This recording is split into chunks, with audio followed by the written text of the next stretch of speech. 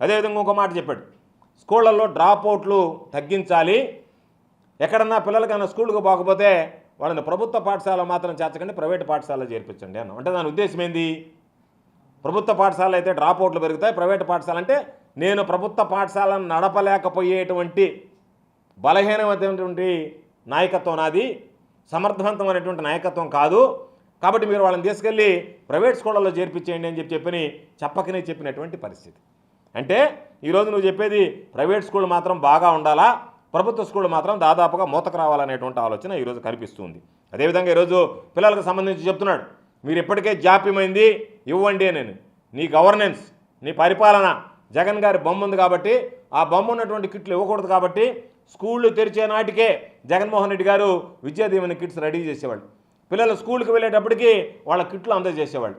ఈరోజు ఆ కిట్లు అందజేయలేక నీ మనసు ఒప్పుకోలేక ఒకసారేమో జగన్ గారి బొమ్మ ఉందన్నావు, ఒకరోజేమో ఏదో అవినీతి జరిగిపోయిందని చెప్పి దాని మీద అనేక రకాలైనటువంటి అసత్య ఆరోపణలు చేసి ఏదో ఒక విధంగా పిల్లలకు సంబంధించి 3 మాసాలు దాదాపుగా అయిపోతుంటే వాళ్ళకి సంబంధించినటువంటివి ఏవి కూడా ఇవ్వకుండా కొన్ని జిల్లాల్లో ఇప్పటికీ కూడా ఈ స్కూల్కి సంబంధించినటువంటి కిట్స్ పంపిణీ చేయకుండా నిలిపివేయడానికి కారకుడు నువ్వు, నీ నిర్ణయాలు కాదా అనేటువంటిది చంద్రబాబు నాయుడు సమాధానం చెప్పాల్సినటువంటి అవసరం.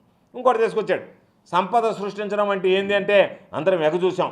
చంద్రబాబు నాయుడు సంపద సృష్టించడం అంటే ఎట్లా సృష్టిస్తాడబ్బా మాట్లాడుతూ చెప్పాడు, 14 లక్షల కోట్ల అప్పు ఉంది, సంపద సృష్టించడం నాకు తెలుసు, కాబట్టి సంపద సృష్టించి పేదలకు పంచుతానన్నాడు.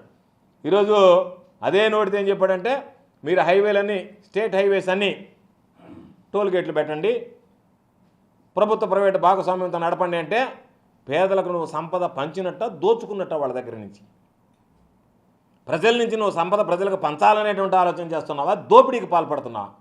ఈ భారం అంతా ఎవరి మీద పడుతుంది? ఆర్టీసీ బస్సులో పోయినప్పుడు నువ్వు దోచుకుంటే దానికి సంబంధించినటువంటి భారం ప్రజల మీదనే పడుతుంది. దాంతోపాటు నువ్వేం చెప్పావు, అవుట్సోర్సింగ్కి ఇచ్చేయమన్నావు, మెయింటెనెన్స్ మొత్తం ప్రైవేటీకరణ, విద్య, వైద్యం, వైద్య సేవలు, విద్య వస్తే ప్రైవేట్ స్కూల్లో చేర్చమంటే, వైద్య సేవలు నేను అప్పుడే అవుట్సోర్సింగ్ పెట్టాను కాబట్టి మరలా అవుట్సోర్సింగ్ విధానాన్ని కొనసాగించండి అని చెప్పి నేను కలెక్టరల్ కాన్ఫరెన్స్లో చెప్పాడు. దాని అర్థమైంది, అన్నీ కూడా ఒక్కొక్కటిగా ప్రైవేటీకరణ దిశగా అడుగులేస్తాం, కాబట్టి ప్రైవేటీకరణ దిశగా మీరందరూ ఏ విధంగా సంపద సృష్టించాలనే దానికి ఆలోచన చేయండి, ప్రైవేటీకరణ దిశగా అడుగులేండి అని చెప్పి ఈరోజు నువ్వే చెప్పావు కదా నీ నోటితోనే. సంవత్సరానికి ఏటా 4 లక్షల ఉద్యోగాలు, ఎక్కడ 20 లక్షల ఉద్యోగాలు 5 సంవత్సరాల్లో నేను కల్పిస్తాను, ఉద్యోగ ఉపాధి అవకాశాలు అని చెప్పి నిరుద్యోగులకు చెప్పావా లేదా? ఆ దిశగా కలెక్టర్లకు సంబంధించి ఎటువంటి ఉత్తర్వులు ఇచ్చావు, ఎటువంటి ఆదేశాలు ఇచ్చావు, దాని మీద ఏమి సమీక్షించావు, ఏ విధంగా ఈ సంవత్సరానికి సంబంధించి 4 లక్షల ఉద్యోగాలను ఇవ్వబోతున్నావు, 4 లక్షల మంది నిరుద్యోగులకి ఉద్యోగ ఉపాధి అవకాశాలు ఇవ్వబోతున్నావు అనేటువంటి దాని మీద స్పష్టత లేదే, దాని గురించి మాట్లాడలేదే.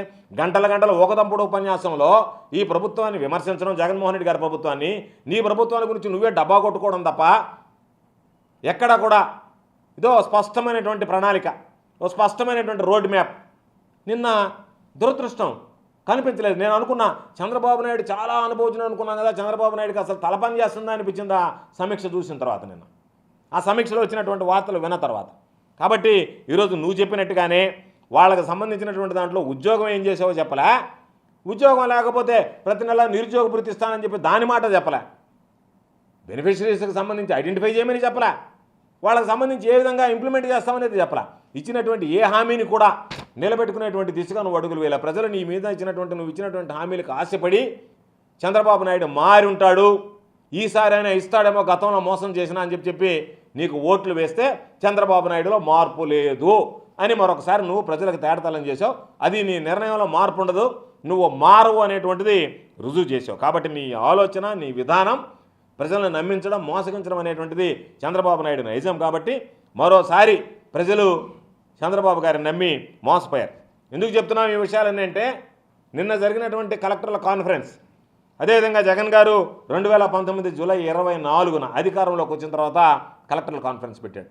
కలెక్టర్ కాన్ఫరెన్స్లో స్పష్టంగా చెప్పాడు ఆయన, నవరత్నాలు ఏదైతే నేను ప్రజలకు హామీ ఇచ్చానో దానిని ఏ విధంగా ఇంప్లిమెంట్ చేయాలి, ఏ విధంగా ఇంప్లిమెంట్ చేద్దాము, మీ దగ్గర ఏదైనా ప్రణాళికలు ఉంటే ముందుకు తీసుకురండి, ప్రతి మంత్రి పేషీలో మేనిఫెస్టో ఉండాలి, ప్రతి కలెక్టర్ దగ్గర మేనిఫెస్టో ఉండాలి, మీరు ఏ విధంగా మేనిఫెస్టోని ఇంప్లిమెంట్ చేయడానికి ప్రతి ఒక్కటి అర్హత కలిగినటువంటి ప్రతి ఒక్కరికి ఇవ్వడానికి ఏ విధంగా చేస్తారనేటువంటి దాని మీద దృష్టి పెట్టండి.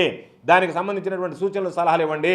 దానికి సంబంధించినటువంటి రోడ్డు మ్యాప్ తయారు చేయండి అని చెప్పి నవరత్నాలు ఏదైతే హామీలు ఇచ్చాడో దాని గురించి ముందుగా చెప్పడం జరిగింది. దాంతోపాటు గ్రామ సచివాలయాలు ఏర్పాటు చేస్తానన్నాం.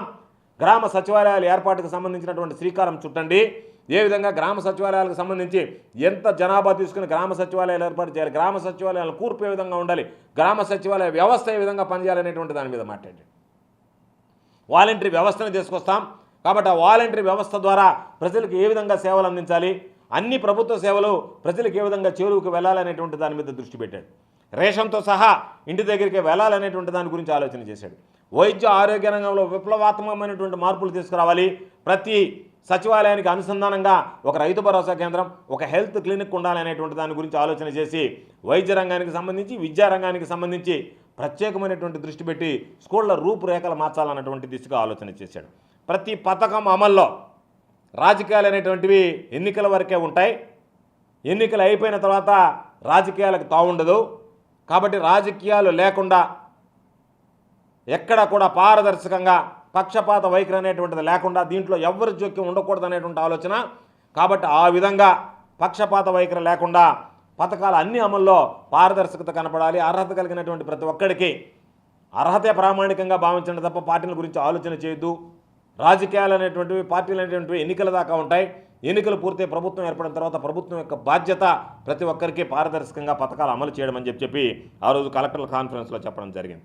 అందుకే చెప్పాడు, ఇంటికి రేషన్ పంపించిన ప్రతి ఒక్కరికి అర్హత కలిగినటువంటి వాళ్ళకి ఇవ్వడమే కాకుండా సాచురేషన్ బేసిస్ మీద ఏదో మేము కొంతమందికి ఇస్తాం కాబట్టి అంతమందికి ఇవ్వండి అనేటువంటి విధంగా కాకుండా మొట్టమొదటిసారిగా గతంలో చంద్రబాబు ఉన్నప్పుడు ఇదిగో ఇన్ని పెన్షన్లు ఇస్తాం మీరు సర్దుబాటు చేసుకోండి అనే విధంగా కాకుండా ఎంతమంది లబ్ధిదారులు ఉన్నారో గుర్తించండి, అంతమంది ఒక్క లబ్ధిదారుడు కూడా మిగిలిపోకుండా సాచురేషన్ బేసిస్ మీద ఇవ్వాలనేటువంటి ఆలోచన చేశాడు. పేదలకు సంబంధించినటువంటి ఇళ్ల స్థలాలు ఏ విధంగా ఇవ్వాలనేటువంటి దాని మీద దృష్టి పెట్టండి. ప్రభుత్వానికి సంబంధించినటువంటి ఎన్ని స్థలాలు ఉన్నాయో గుర్తించండి. ఒకవేళ ప్రభుత్వానికి సంబంధించినటువంటి స్థలాలు అందుబాటులో లేకపోతే ప్రైవేటు వ్యక్తుల దగ్గర నుంచి స్థలాలు సేకరించడానికి దృష్టి పెట్టండి అని చెప్పి మొట్టమొదట జూలై 24, 2019 నాడు జరిగినటువంటి కలెక్టర్ల కాన్ఫరెన్స్లోనే చెప్పడం జరిగింది. అదేవిధంగా ఇళ్ల స్థలాలు ఇవ్వడంతో పాటు ఇళ్ళు నిర్మించేటువంటి దాని మీద కూడా దృష్టి పెట్టండి. ఇళ్ల స్థలాలు, ఇళ్ళు రెండు ఇచ్చేటువంటి దాన్ని కూడా చూద్దామని చెప్పి ఈరోజు జగన్మోహన్ రెడ్డి గారు ఒక స్పష్టమైనటువంటి ప్రకటన చేయడం జరిగింది. ఈరోజు మీ పరిపాలన ఏ విధంగా ఉంది? ఒక ఇద్దరు ముఖ్యమంత్రులు ఒక సమావేశం, మొదట సమావేశం జగన్మోహన్ రెడ్డి గారు పెడితే ఏ విధంగా దిశానిర్దేశం చేశాడో ప్రజలకు ఇచ్చినటువంటి హామీలు అమలు చేయడానికి, నువ్వు ఏ విధంగా ప్రజలకు ఇచ్చినటువంటి హామీలని ఎగ్గొట్టి మోసం చేయడానికి ఆలోచన చేస్తున్నావు అనేటువంటి దానికి ఈ రెండు మీ ఇద్దరి పాలనల ఉదాహరణలా కాదనేటువంటిది ఒక్కసారి ఆలోచన చేయండి. ఈరోజు ఎంత దురదృష్టకరమైనటువంటి పరిస్థితి అంటే నేరుగా శిలాపలకాలు అనేటువంటివి శాసనసభ్యుడి స్థాయిలో ఉండేటువంటి వాడు. నిన్న నువ్వు చెప్పావు మా ఎమ్మెల్యేలు ఏం చెప్తే అది చెయ్యాలని. ఈరోజు మీ ఎమ్మెల్యే ఏం చేశాడు? పోయి నేరుగా శిలాపలకాన్ని బగలగొట్టాడు. ఎంత ఘనకార్యం, ఎంత గర్వించదగినటువంటి విషయం. గతంలో అభివృద్ధి చేసినటువంటి శిలాపలకాన్ని సాక్షాత్తు ఎవరో కాదు, నేరుగా ఎమ్మెల్యేనే ఒక సమ్మిట్ ఎత్తుకుపోయి ఆ శిలాపలకాన్ని కూల్చి అతి కష్టం మీద పాపం దాన్ని కూల్చి వచ్చాడు. అది మీ ఘనత. నువ్వు నేను చెప్పినటువంటి దానికి వెంటనే ఆచరణలోకి వచ్చింది. నేను ఈరోజు చెబుతున్నా, గుర్తుంచుకోండి, ఎమ్మెల్యే కావచ్చు, ఎవరన్నా సాధారణ వ్యక్తి కావచ్చు, ఎవడికి పదవి అనేటువంటిది శాశ్వతం కాదు. ఎవడికి పదవి అనేటువంటిది శాశ్వతం కాదు. ప్రభుత్వాలు మారుతూ ఉంటాయి. ఒకసారి అధికారంలో ఉండేవాడు ప్రతిపక్షంలోకి పోతాడు, ప్రతిపక్షంలో ఉండేవాడు అధికారంలోకి వస్తాడు. నేను ఈరోజు చెప్తున్నా, రేపు మరలా ప్రభుత్వం మారుతుంది. చంద్రబాబు నాయుడు మళ్ళీ ప్రతిపక్షంలోకి పోతాడో, అసలు చంద్రబాబు నాయుడు ప్రతిపక్షంలో ఉండడో కూడా తెలియని పరిస్థితులు వస్తాయి. మరలా ప్రభుత్వం మారినప్పుడు ఏ వ్యక్తులైతే ఈరోజు అధికారం ఉంది కదా అని ఇటువంటి దుందుడికి చర్యలకు పాల్పడతా ఎక్కడైతే అక్కడ మేము కూల్చేస్తామని చెప్పి మీ ఇష్ట ప్రకారం అభివృద్ధి జరిగినటువంటి వాటిని మీకు చేతగాక, అభివృద్ధి చేసుకోలేక, మీకు చేతగాక ఈరోజు వాటి మీద దాడులు చేస్తున్నారు. అందుకే చెప్తున్నాం, గతంలో జరిగినటువంటి అభివృద్ధికి సంబంధించి వేసినటువంటి శిలాపలకాలు కావచ్చు, లేదా విగ్రహాలు కావచ్చు, లేదా ఏదైనా స్వాగత ద్వారాలు కావచ్చు, లేదా ప్రభుత్వానికి సంబంధించి కట్టినటువంటి కట్టడాలు కావచ్చు, ప్రైవేటు వ్యక్తులకు సంబంధించినటువంటి వైఎస్ఆర్ కాంగ్రెస్ పార్టీ సానుభూతి పరులకు సంబంధించినటువంటి కట్టడాలు కావచ్చు, వాటిని తొలగించి వాళ్ళ గోడలు కూల్చేసి వాళ్ళ ఇళ్ళు నరికి కూల్చేసి చాలా ఆనందిస్తున్నారు. మీరే ఏ వ్యక్తులైతే ఈరోజు కూల్చారో ఆ వ్యక్తులే తిరిగి దగ్గర ఉండి వాళ్ళ చేతుల మీదుగానే వాళ్ళ ఖర్చుతోనే వాటిని మరలా పునర్నిర్మించేటువంటి విధంగా చర్యలు తీసుకుంటాం. ఎవరిని విడిచిపెట్టేది ఉండదు, గుర్తుంచుకోండి. అధికారం ఎవ్వరికి శాశ్వతం కాదు.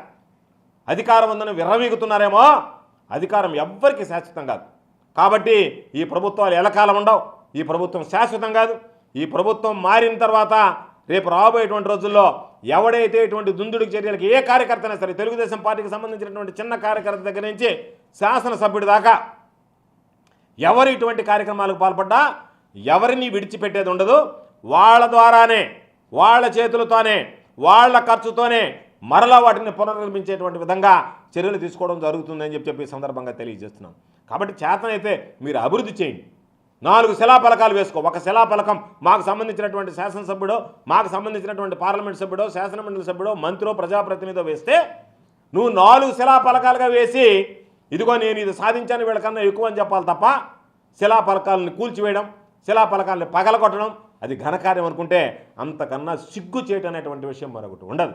కాబట్టి వీటన్నిటినీ దృష్టిలో పెట్టుకొని ఈరోజు జిల్లా కలెక్టర్ల కాన్ఫరెన్స్ ఏదైతే ఉందో ఆ కాన్ఫరెన్స్ ద్వారా చంద్రబాబు నాయుడు ప్రజలకు ఇచ్చినటువంటి సందేశం, నేను హామీలు ఇచ్చాను, నేను మిమ్మల్ని మోసం చేస్తున్నాను, వాటిని ఏటిని కూడా నేను నెరవేర్చేటువంటి పరిస్థితిలో లేదు అని చెప్పి పరోక్షంగా ఈరోజు పంపించినటువంటి పరిస్థితి. ఇది దురదృష్టకరం. కాబట్టి మేము అందరం ఏమనుకున్నామంటే పథకాల అమలుకి కాస్త సమయం ఉండాలి, సమయం తీసుకుని పథకాలు అమలు చేయాలి.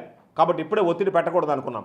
కానీ నిన్న కలెక్టర్స్ కాన్ఫరెన్స్ చూసిన తర్వాత కనీసం దానికి సంబంధించినటువంటి ఎటువంటి ఏర్పాట్లు చేయాలో రోడ్ మ్యాప్ను గురించి కూడా మీరు చర్చించలేదంటేనే, అతి కీలకమైనటువంటి జిల్లా అధికార యంత్రాంగం కలెక్టర్లు, ఎస్పీల సమక్షంలో దాని గురించి మాట్లాడలేదంటేనే, జిల్లాలో రాష్ట్రంలో జరిగినటువంటి హత్యల గురించి, హత్యాకాండల గురించి ఎందుకు జరుగుతుందని చెప్పి మీరు ప్రశ్నించకుండా ఉంటేనే మీ యొక్క ఆలోచన, మీ బుద్ధి బయటపడింది. కాబట్టి ఈ ప్రభుత్వం రాబోయేటువంటి రోజుల్లో ప్రజా వ్యతిరేకంగా మారుతుందనేటువంటి దానికి స్పష్టంగా ఉంది. ప్రజలకు ఇచ్చినటువంటి హామీలను ఎగ్గొట్టాలనేటువంటి ఆలోచన చేస్తున్నారు.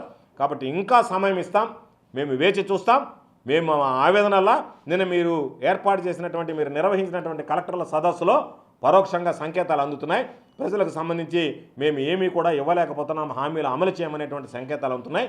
కాబట్టి మేము ముందు జాగ్రత్తగా చెప్తున్నాం, తప్పనిసరిగా ప్రజలకు సంబంధించి రాబోయేటువంటి రోజుల్లో కొద్దిగా సమయం తీసుకొనైనా సరే మీరు కొద్ది రోజులు సమయం తీసుకుని అన్ని కుదుట పడ్డ తర్వాతైనా వెంటనే వీటికి సంబంధించి ఏదైతే హామీలు ఇచ్చారో ఆ హామీల ప్రకారం అమలు చేయకపోతే మాత్రం తప్పనిసరిగా ప్రజల పక్షాన నిలబడి పోరాటం చేస్తామని చెప్పి ఈ సందర్భంగా తెలియజేస్తాం.